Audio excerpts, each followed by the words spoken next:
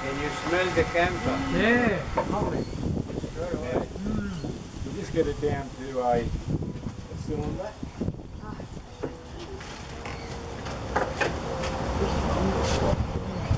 It's pretty simple and straightforward. The next step, get the diameter. Mario? Come in. Oh, someone was knocking on the door. We don't want your voice. Yeah, but that doesn't Now- make good Yes, it sense. does. We'll turn this down, we'll put a small spigot on this end.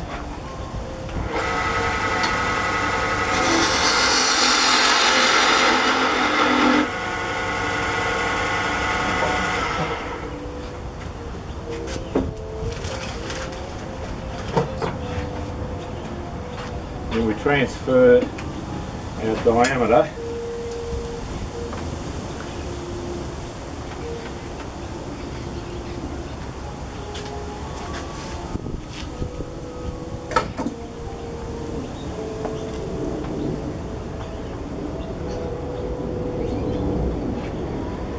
And we turn the spigot down on this end.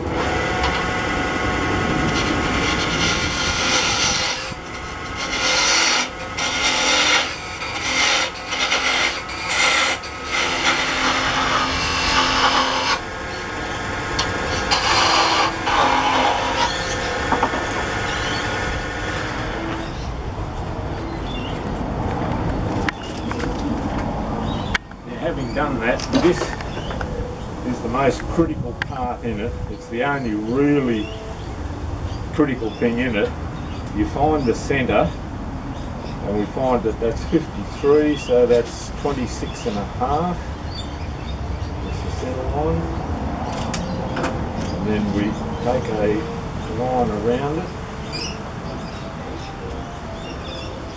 Now the reason why this is so critical is because that is a complete circle in itself. That's all you need to turn your circle. Now, as we go on to the second stage, you'll see how critical that line is. Now, having got to that, we now round this around to a circle, and it doesn't have to be dead perfect.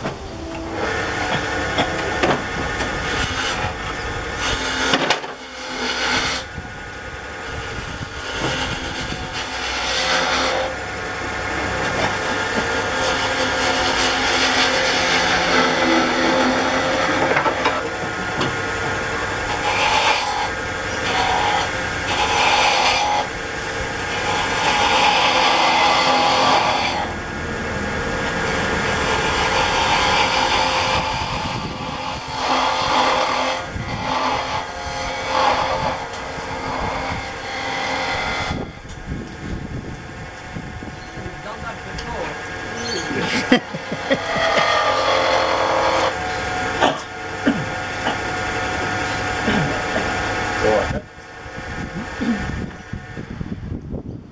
That's near enough for what we want. Now, the next step is that we cut these two spigots off. Now, I've already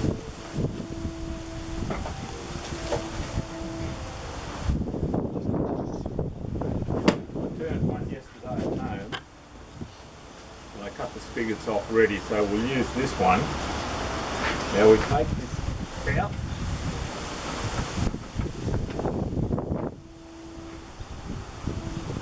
Knockout bar. We've got a Knockout bar. oh, there it is.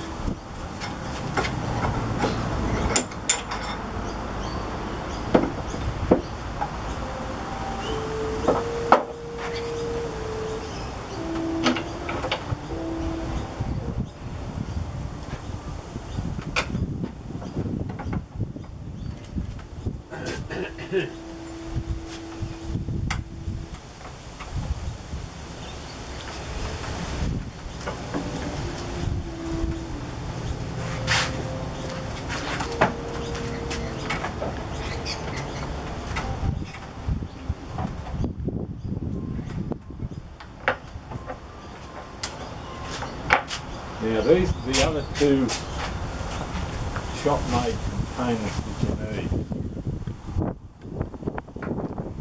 This one goes into the chuck, and on the end of it I turned in and let an O-ring. Now that O-ring will fit around and grab and hold the piece in place. Now that fellow goes into the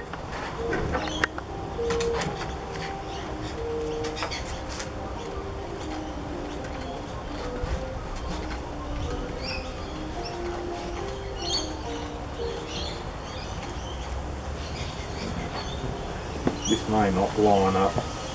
You see the numbers that I've got here, they're the jaw numbers for the chuck that I use at home, and I just line them up and it's concentric with the centre, but I don't know how it'll go with this particular chuck, but we'll see. Probably more the technique we're looking for anyway, Tony. Yeah.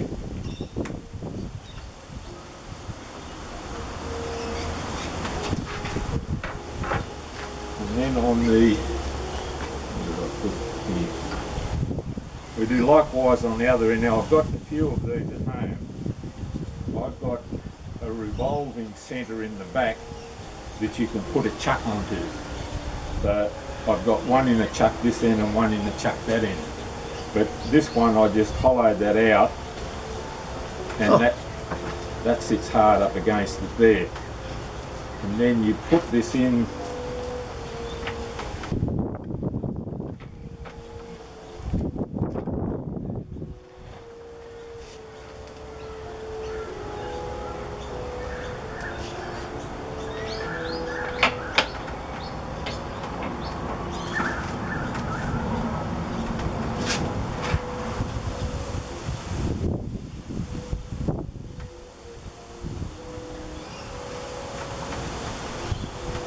Get your pencil line parallel, or as close as parallel to the bed as you can. Now that's got the centre firmly fixed between your centres.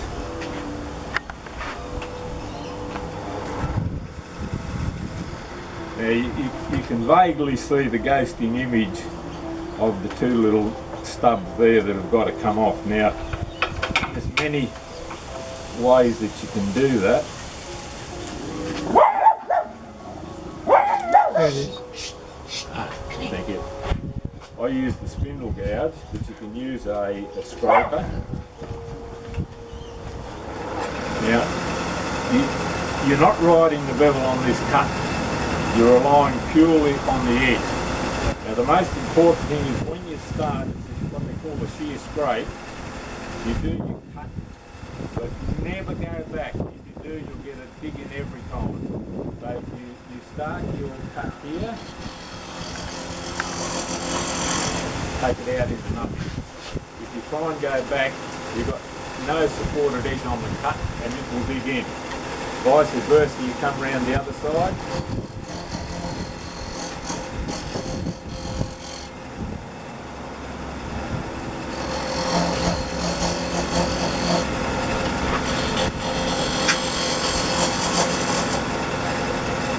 Keep stopping and turning. Now this was what I was calling about the critical part. That line you don't want to lose, because in that position it is a perfect sphere. So you keep turning down and you can see how the cut line is coming down close to the pencil mark. It's taken it off at this point here, so there's something not quite concentric, but that won't matter because it'll take 3 or 4 turns to do it till you get it into the perfect circle.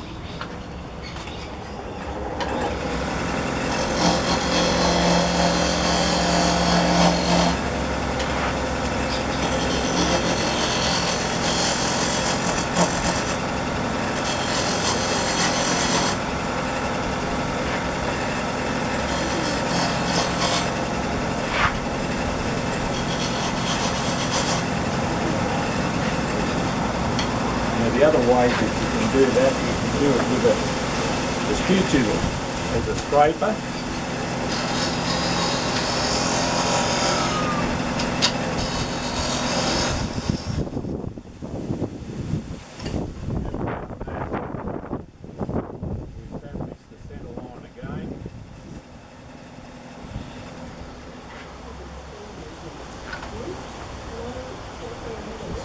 round this way.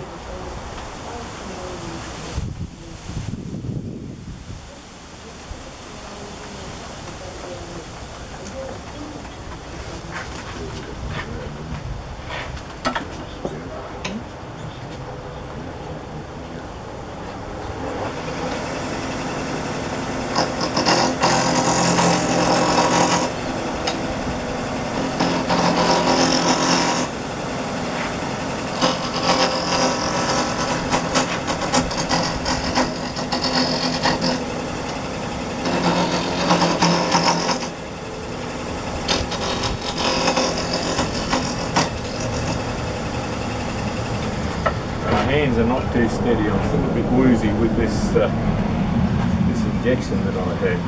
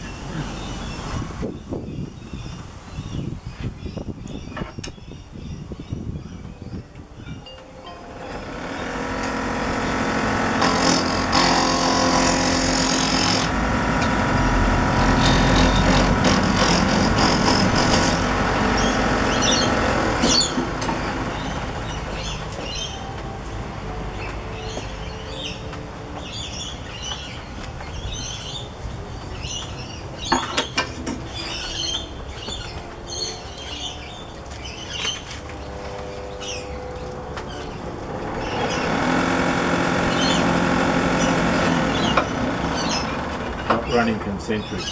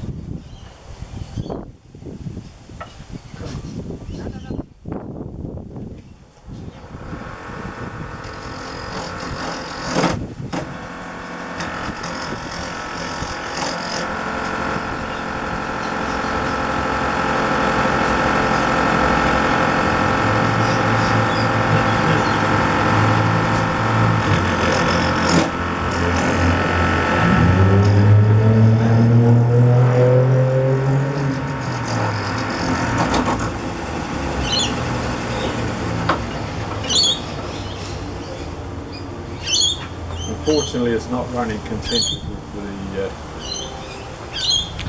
I think we get the idea though, Yeah, that, Tony. If it doesn't Yeah. get dead centre, it will bounce off. Yeah. It's unfortunate. I'll do one more turn on it, see if we can.